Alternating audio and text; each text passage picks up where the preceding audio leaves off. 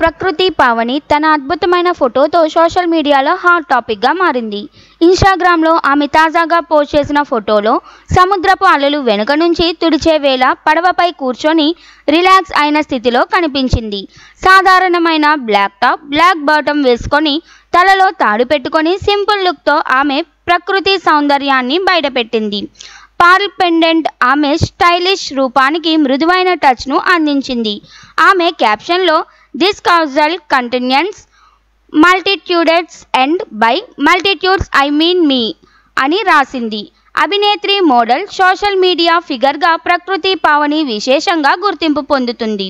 ఆమె కెరియర్ను మోడలింగ్తో మొదలుపెట్టి L'Oreal, Maybelline, Pepsi వంటి ప్రముఖ బ్రాండ్లకు క్యాంపెయిన్స్లో పాల్గొంది.